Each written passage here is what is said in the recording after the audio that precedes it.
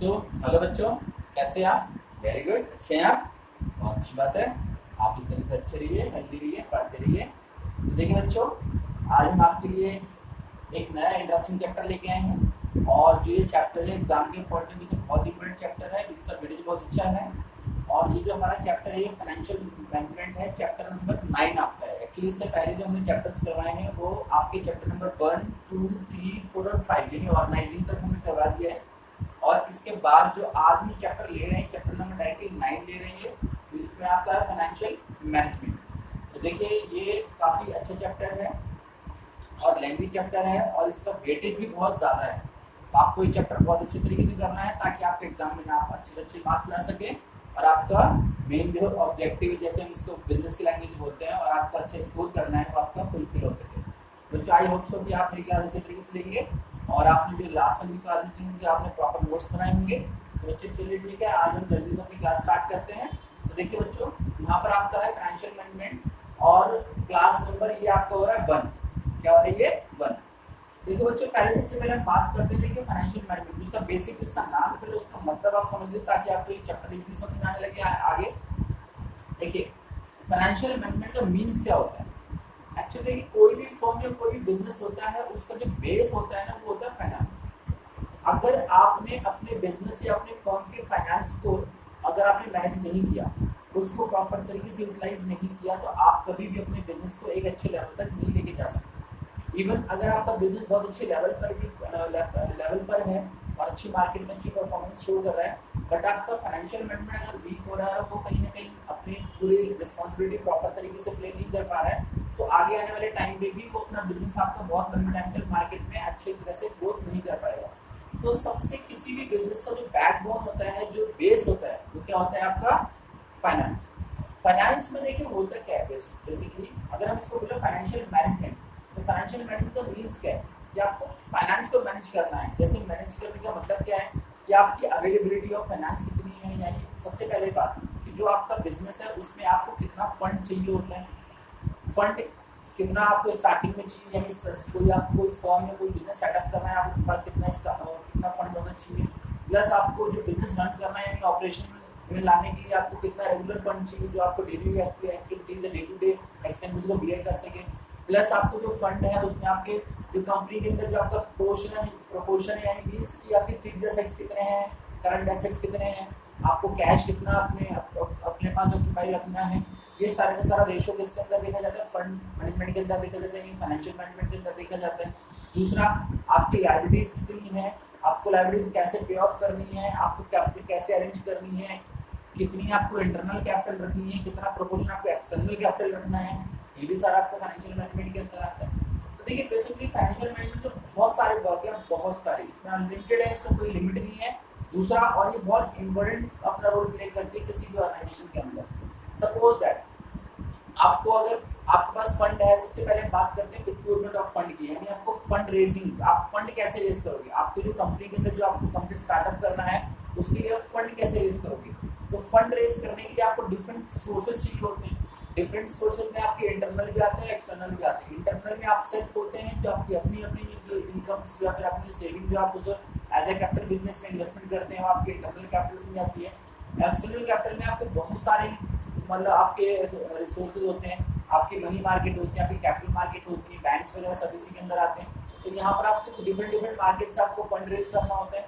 Plus जो आप fund जो प्रोक्योरमेंट कर रहे हो, जो आप फंड रेज कर रहे हो, उसकी कॉस्टिंग देखनी होती है, उसका टेन्योर देखना होता है, उसका रिपेमेंट का शेड्यूल देखना होता है कि आपने जो फंड लिया है एक्चुअल में उसकी कॉस्टिंग, यानी उसका rate of interest, rate of dividend, या फिर जो भी आपको उसकी जो कॉस्ट पे करनी पड़ रही है वो कितनी पड़ रही है, आप कितने टाइम तक के लिए लोन ले पा रहे हो और आप कितने टाइम में अपना लोन रीपेमेंट कर सकते हो, प्लस सामने वाली पार्टी से आपको लोन रीपेमेंट करने के लिए कितना टाइम मिल रहा है।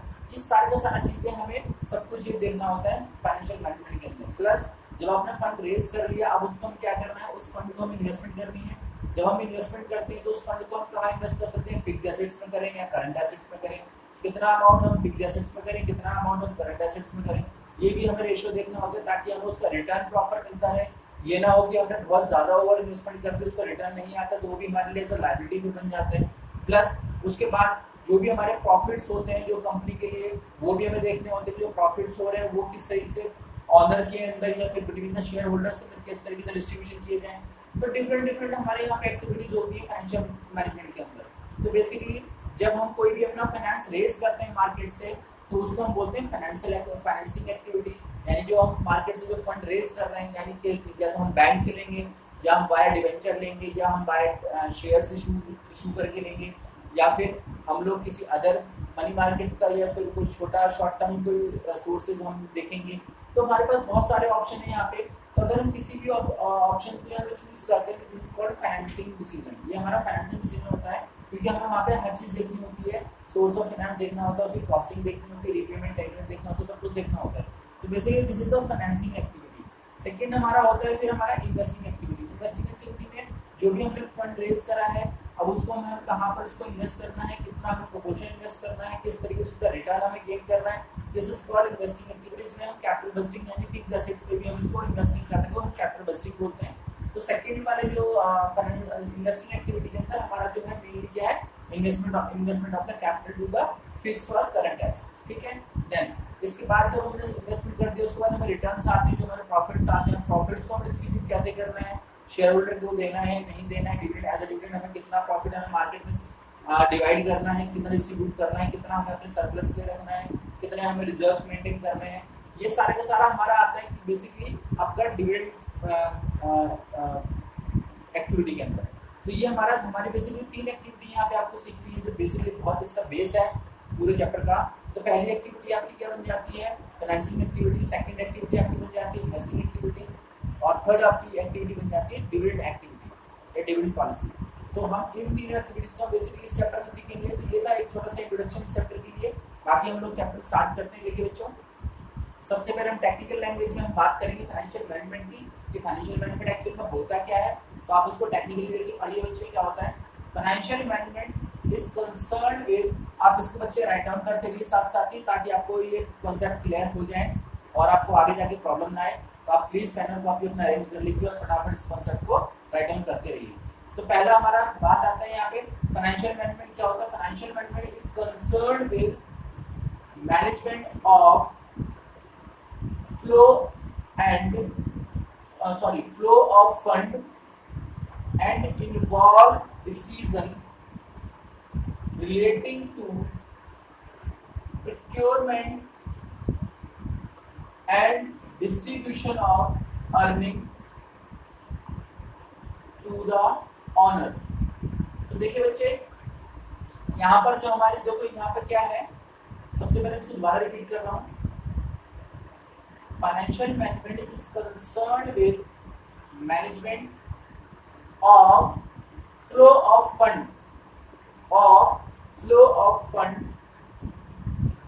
and involve decision relating to procurement of fund। Procurement of fund, इसको ब्रैकेट में आप लिखिए ना फाइनेंसिंग डिसीजन, क्योंकि ये हमारा प्रिक्योरमेंट ऑफ फंड को हम क्या बोलते हैं, फाइनेंसिंग डिसीजन। देन उसके आगे कॉमा इन्वेस्टमेंट ऑफ फंड यानी ये भी हमारी एक्टिविटी है, इसको आप ब्रैकेट में लिखना इन्वेस्टिंग एक्टिविटी या इन्वेस्टिंग डिसीजन, ठीक है बच्चे। Then and distribution of earning to the owners, distribution of the earning to the owners, इसको हम लिखेंगे डिविडेंड डिसीजन या डिविडेंड एक्टिविटीज। तो ये हमारा क्या है, ये हमारे 3 एक्टिविटीज है, 3 डिसीजन है यहाँ पे। सबसे पहला हमारा है यहाँ पे फाइनेंसिंग डिसीजन, सेकंड आपका हमारा यहाँ पे इन्वेस्टिंग डिसीजन, और थर्ड हमारा है यहाँ पे डिविडेंड डिसीजन। तो हमने इसको दोबारा से, मैं इसको डेफिनेशन को दोबारा रीड कर दूं ताकि आपको प्रॉपर तरीके समझ में आ जाए। इसको आप राइट डाउन कीजिए। Financial management is concerned with management of flow of fund and involve decisions relating to procurement of funds, और इसको ब्रैकेट के अंदर आप लिखेंगे financing decision, comma investment of fund, इसको आप ब्रैकेट के अंदर लिखेंगे investing decision, and distribution of earning to the owner, इसको आप लिखेंगे डिविडेंड डिसीजन। तो बच्चे ये था हमारा यहाँ तक। देन इसके बाद ये हमारी थी concept and meaning of the financial management. And अब हम बात करते हैं रोल एंड इम्पोर्टेंस की। तो देखिए मैंने आपको पहले भी बता चुका हूँ, अभी भी आपने जब डिस्कस करा था, अभी मैंने इंट्रोडक्शन दिया था। तो फाइनेंशियल मैनेजमेंट का जो रोल है वो अनलिमिटेड है, इसमें कोई डाउट नहीं है। ये कई तरह से रोल प्ले करते हैं। हम इसकी बेसिक थोड़े से रोल और इम्पोर्टेंस हम देखेंगे अभी आज। अभी तो सबसे पहले हम देखते हैं क्या है यहाँ पे। फाइनेंशियल मैनेजमेंट एम्स टू, आप साथ साथ राइट डाउन करते रहिए बच्चे। Financial management aims to reducing the cost of fund, reducing the cost of funds procured,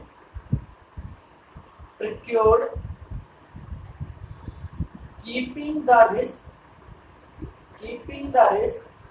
under control,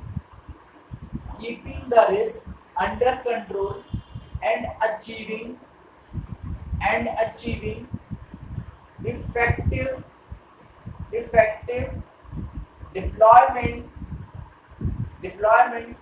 of such funds। ये हमारा पहला रूल है। सेकंड आप लिख लीजिए, फिर उसके बाद को हम एक्सप्लेन करेंगे। सेकंड में है आपका aims to ensuring availability of enough fund, comma, whenever required,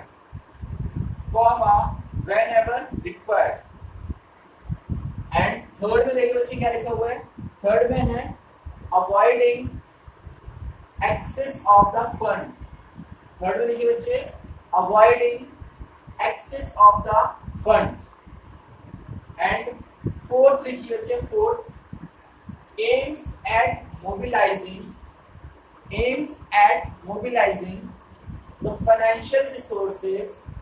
the financial resources at lower cost। तो बेसिकली हमारे रोल एंड इम्पोर्टेंस है, इसको हम एक्सप्लेन करते हैं। सबसे पहले पे आ जाओ, तो आपने अगर नोट डाउन कर लिए तो पहले को रीड करो। पहले में हमने क्या पढ़ा, financial management aims to reducing the cost of fund.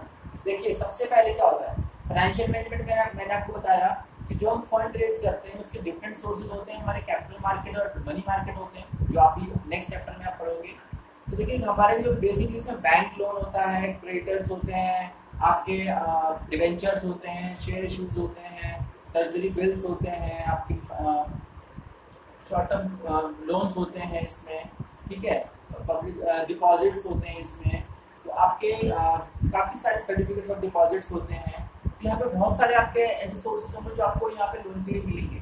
तो सबसे पहले हमें क्या देखना होता है कि जो इसमें सबसे जो जिसकी कॉस्टिंग जो हमें सबसे कम पड़ रही है, हम वो वाला ऑप्शन क्या करते हैं, चूज करते हैं कि ऐसा कौन सा हमारा जो सोर्स है जिससे हमें जो कॉस्ट ऑफ कैपिटल है वो हमारी क्या पड़ रही है, कम पड़ रही है। जो कॉस्ट ऑफ फिनांस है वो हमें क्या पड़ रहा है, कम पड़ रहा है।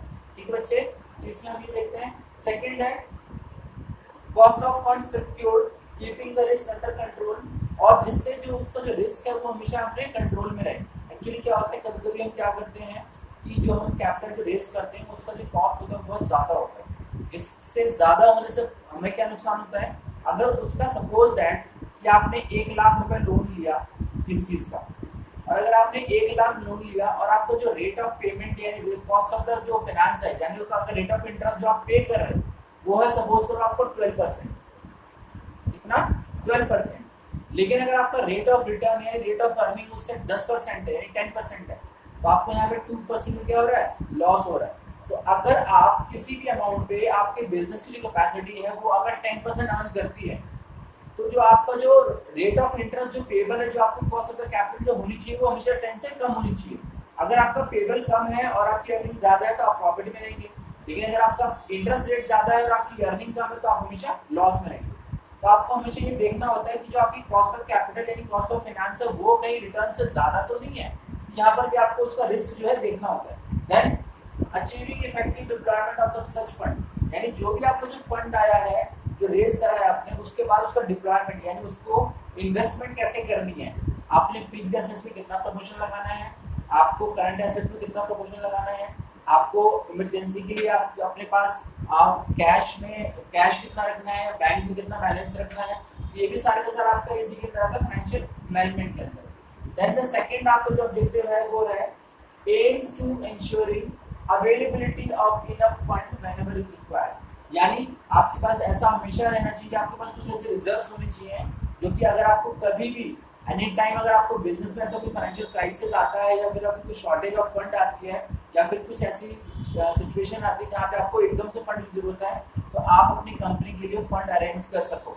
यानी यहाँ पर क्या है कि आपको हमेशा ऐसी कंटीजेंट सिचुएशन के लिए भी आपको हमेशा तैयार रहना है कि अगर आपको कभी भी ऐसा कोई फंड की रिक्वायरमेंट आ जाए और अगर आपको एक्सटर्नल मार्केट से, अगर आपको कैपिटल मार्केट से, मनी मार्केट से आपको इजीली लोन नहीं मिल पा रहा है, तो आपकी इतनी कैपेबल होनी चाहिए कि आप उस सिचुएशन में अपने आप को खुद से फाइनेंस कर सको, यानी आप अपने फाइनेंस को अरेंज कर सको। तो बेसिकली ये किस लिए होता है, जब आप कुछ ऐसा टाइम आता है जब आपके पास प्रॉपर फाइनेंस की शॉर्टेज आती है, तो आपके पास एक रिजर्व होना चाहिए, आपके पास एक ऐसे फंड कुछ क्रिएट करने चाहिए जो कि आपको ऐसे टाइम पे आपकी हेल्प कर सके और आपको फंड अवेलेबल करवा सके। देन थर्ड हमारा क्या है, अवॉइडिंग एक्सेस ऑफ फंड। देखिए बच्चे, अवॉइडिंग एक्सेस ऑफ फंड का मतलब क्या है, इसका मतलब ये है कि सपोज करो आपकी कंपनी में आपको 1 करोड़ इन्वेस्टमेंट चाहिए, यानी 1 करोड़ की इन्वेस्टमेंट चाहिए और आपको फंड की जरूरत 1 करोड़ की है, बट आपने क्या करा, जो फंड जो रेज करा मार्केट से वो 1.5 करोड़ कर लिया, यानी 50 लाख एक्सेस कर लिया। तो ये भी आपके लिए परेशानी वाली बात है, ये भी आपको प्रॉब्लम क्रिएट करती है, क्योंकि जब आपने देखिए एक तो आपने फंड ज़्यादा क्रिएट किया, आपने फंड किया 1.5, तो आपको रेट ऑफ इंटरेस्ट कितने देना पड़ेगा, 1.5 पे देना पड़ेगा, यानी आपका रिस्क बढ़ जाता है। दूसरा, आपके पास एक्सेस फंड आ चुका है, तो जब आपके पास एक्सेस फंड आएगा ना, तो उसके लिए जो आप उस पर डिप्लॉयमेंट आप करोगे तो वो भी आप प्रॉपर तरीके से नहीं करोगे, क्योंकि जब आपके पास फंड एक्सेस होगा तो आपके पास एक्सपेंसेस भी थोड़ा एक्स्ट्रा ही हो जाता है। फिर आपके पास जो एक्सपेंसिव जो एक्सपेंडिचर जो आपकी जो हैबिट्स हैं वो आपकी फिर ज़्यादा हो जाएंगी और आप फंड को बचा नहीं पाओगे फिर उसमें, तो आपको वहाँ पर हमेशा रिस्क ज़्यादा रहता है, आपके रिटर्न्स कम आएंगे और आपके पास जो पेबल जो रिस्क है वो हमेशा क्या हो जाता है, बढ़ जाता है। तो आपको एक्सेस अमाउंट से भी आपको बच के रहना है कि आपको उतना ही अमाउंट हमेशा मार्केट से रेज करना चाहिए जितने की आपको एक्चुअल में जरूरत है। आप जितना एक्सेस और सरप्लस अमाउंट लेंगे उतनी ही आप फालतू खर्च करेंगे, आपके पास जो एक्स्ट्रा जो एक्सपेंसेस है वो हमेशा क्या हो जाएंगे,